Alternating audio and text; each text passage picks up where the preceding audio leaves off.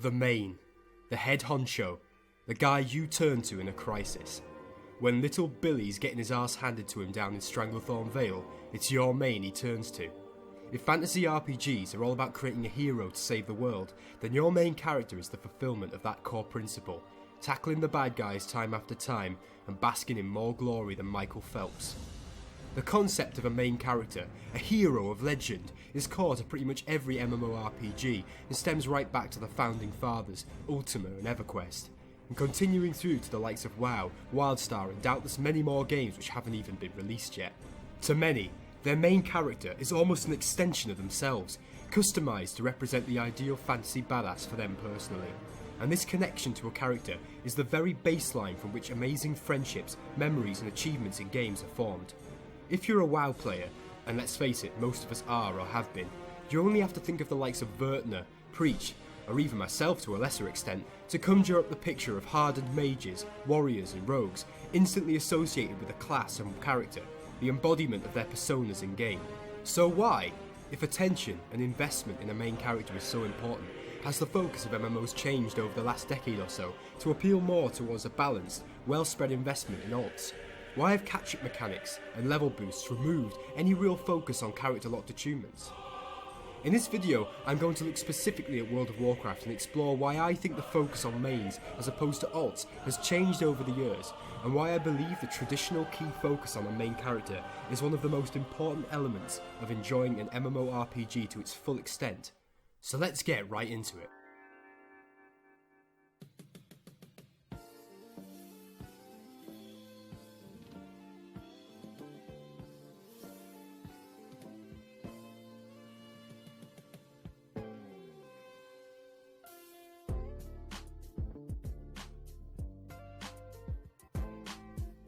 To understand where the concept of mains comes from, we have to compare single player and MMO RPGs and their differences. In a single player game, there may well be features which are locked off to certain skills, guilds or simply to playstyles you might not want to participate in. For example, in the Elder Scrolls Oblivion, in order to join the Dark Brotherhood, you have to kill an innocent NPC, and to join the Thieves Guild you have to get arrested for committing a crime. To some people, playing that way just doesn't appeal, not to mention the fact that if you focus your investment into creating a heavy armoured, claymore wielding orc, you're probably going to be handicapped when it comes to sneaking around the Imperial Palace. Contrast this with MMORPGs, and it's incredibly difficult to find content which is locked off to a certain class, beyond that class's own specific quests, which, until Legion in the case of World of Warcraft, had taken a real back seat following the vanilla game. Sure, your experience might be somewhat different depending on what faction you play, but this is mainly confined to the leveling experience rather than endgame, which brings me on to my next point. In single player RPGs, there is rarely a focus on reaching max level, and indeed, in some games there just isn't one. You can complete most RPGs regardless of your level, and if your reasoning for playing is to complete the quests, which levels you up, it's a win-win situation regardless. Compare this to MMORPGs, in which hitting max level is universally necessary in order to access the endgame content available, whether it be PvE or PvP. Why is this important to the topic of main characters? Well, if you consider that in an MMORPG, your experience is based around your investment at in-game level far more so than your leveling experience, then unlike in single-player games, getting to endgame max level is immensely important to your general enjoyment of an MMO game.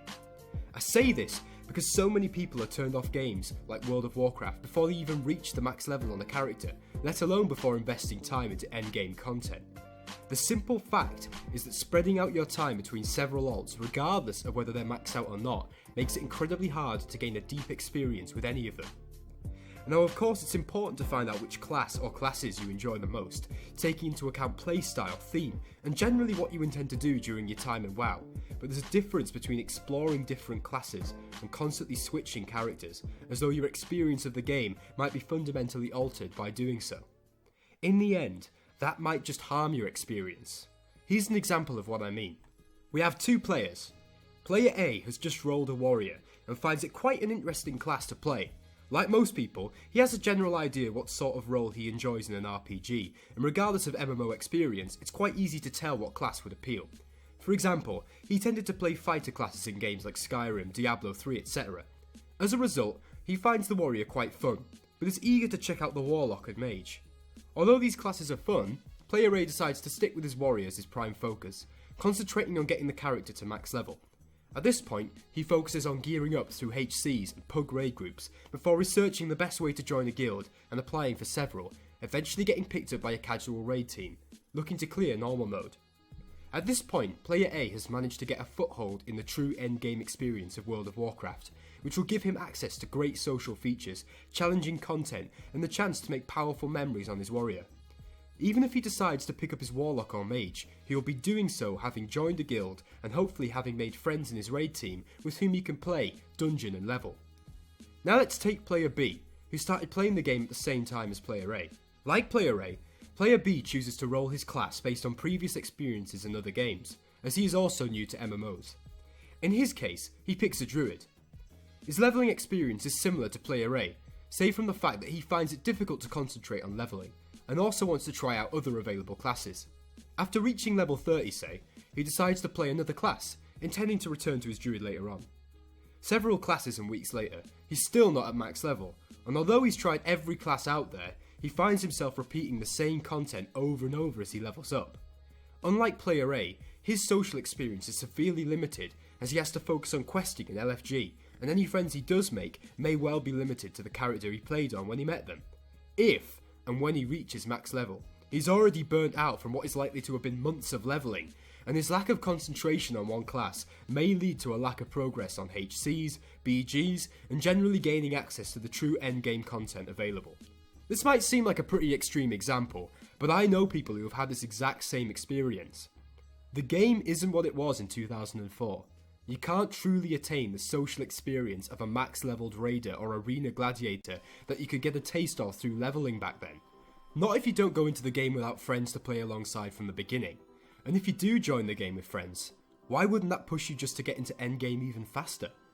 Some people might think what I'm saying only applies to people interested in hardcore content, but to them I'd say this.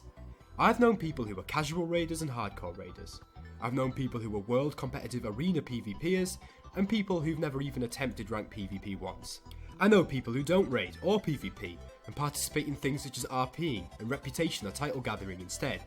One thing is common across all of those players: their best experiences and their most social experiences came from investing time into their main characters who could become known on a server or within a guild.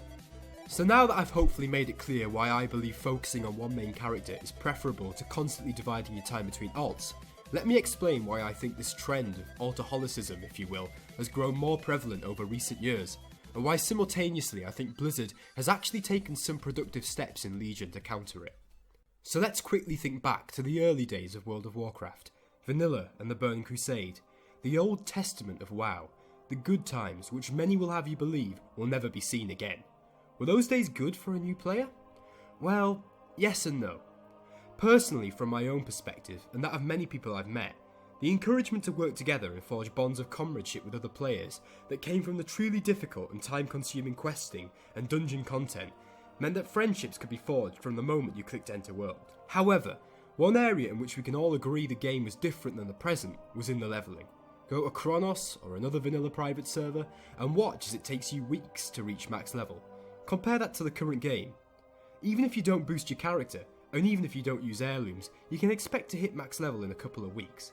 And no matter how quickly or slowly you level, everyone can agree that it generally takes a lot less time now than it did before, even with the level cap increases. So we've established that it took longer to level back in Vanilla in the Burning Crusade than it did for Blizzard to bring Bolvar back into the game. But what else beyond the tedium of leveling more than one character compelled players to focus on their mains? Well, if we take the Burning Crusade, the need to farm reputations in order to access heroic dungeons, not to mention the legendary attunement and gearing process for raiding, meant that players always had something to be doing on their mains. Furthermore, the idea of capping my character, then getting revered or better with Thrallmar, the lower city, Scryers and various other factions before even getting close to raiding, then having to do the same thing on a newly maxed out character? Well, frankly I'd rather face another month of HFC LFR. No, actually, fuck that back. I take that back, fuck it. No, nothing's worth that. It was the coming of Wrath of the Lich King which brought with it the changes which I believe encouraged the mass creation of alts. Promises and max level dreams were as common as DKs, soon to be abandoned at level 63 when the novelty of the Scarlet Enclave was replaced with Outland familiarity. It's important for me to state that at no point here am I implying that Wrath was a poor expansion.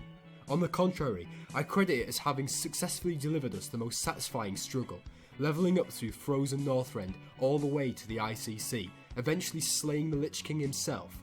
It was a truly epic journey, one which I think can never again be recreated. However, it was clearly during this expansion that the days of the alt were truly to begin. Immeasurably easier access to heroics and a new scaling difficulty as well as size of raids meant that the game no longer punished players for trying to max out and progress with their other characters, but with the slow pace of questing and with the addition of another 10 levels in Northrend, who would want to level new characters if they weren't new to the game? Heirlooms soon began to solve the problem, easing the pace of levelling. Although the easier access to raiding and HCs was a step away from the hardcore of the Burning Crusade, it didn't necessarily result in problems by itself. After all, even if raiding was more difficult and pugs were more common, people still needed to find guilds to raid with, accessing that endgame content. The true problem was that Heirlooms demonstrated a change in the attitude of the game. A focus on levelling multiple characters was becoming the norm. Still, Wrath was only the beginning of the shift, which was to become truly apparent in Cataclysm and Mob, with the induction of that most infamous of features, the LFR. Think about this. Take a game which has already become less social through faster, streamlined levelling and revised zones, which mean that you actually level faster by focusing on doing your own thing and not working with other people. Combine that with full access to all save the most minutest features of heroic raiding, and what do you get? A game which discourages interaction. I'm not going to go on about the other changes made with the game since Mists. This video isn't a critique of WoW generally, but instead focuses on the specific issue of splitting your time between so many characters. One thing I will say, one thing I'm actually excited about, is the focus back to one individual character, which seems to be coming with Legion. I say seems, because until we experience the game on launch, whether this works out is anyone's guess. So what features do I mean, you ask? Well, mythic dungeons promising harder difficulty, and a need to communicate and gear up your character even at dungeon level, let alone raid, artifact power which demands an intense investment into your main in order to come even close to maximising its power in relation to the general player base, and the suggestion of attunements for future content all tell me that Blizzard is trying to return the focus of the player base back to one or two key characters. Their mains, their heroes, the toons which represent you in game. And this is a good thing, guys, it really is. By focusing on your main character, you make it so much easier for yourself to unlock the true potential of the game. To all of you who doubt the potential of MMOs, or who feel as though WoW has lost its magic, I suggest this. Choose your class before Legion. Make sure you're at level 100 and enjoy the game on launch, when it's fresh and easier to get into. Get to max level and start completing content. Push yourself in whatever field you find enjoyment in. Seek out a raiding team, start small and work your way up. Look for arena partners, cap your honour, farm those reputations. Why do I suggest you do this? It's not because I think I know best and I want you to play the game how I say. It's because a game where people are recognisable for the characters they invest their time into is a more social game, and a more sociable MMO is ultimately a much, much better MMO. Before I end this video, guys, I want to briefly explain why I made it. Firstly, it was in response to several videos I've watched by YouTubers such as Preach, who I really respect and admire. Experienced WoW players often echo this thought process regarding main characters, and I thought it would be useful to you guys to explain in detail why we hold this belief in the importance of mains. Secondly, I made the video because the topic has been on my mind a lot lately. What with Legion about to launch, and I myself having to choose what character I'm going to main. As a result, I'll be following this video with another one, in which I explain the process I go through in picking my main character, and what class I'll be playing in Legion. I hope to show you all the features that I consider when it comes to picking a main character, and maybe it will give you a bit of help if you're about to start Legion, not really knowing what character you want to play on. Ultimately, it's good to take time to think about these things, because I don't want you guys to get to 110 and realise you picked the wrong character, and then have to go back to this cycle of creating alts and levelling them, never really getting into endgame content, and potentially unsubscribing after a month or two. Well anyway guys, I really hope you enjoyed the video. It took me a while to create and I had to do a lot of writing in preparation for this. It's one of my biggest projects to date and I think it symbolises a bit of a change in the channel. I'm starting to try and move into more educational, informative content as well as fun videos, and I hope that it works out. Please subscribe if you enjoy this channel guys, and leave a like if you thought the video was cool. I hope to see you in any of the videos I make next. Have a nice day.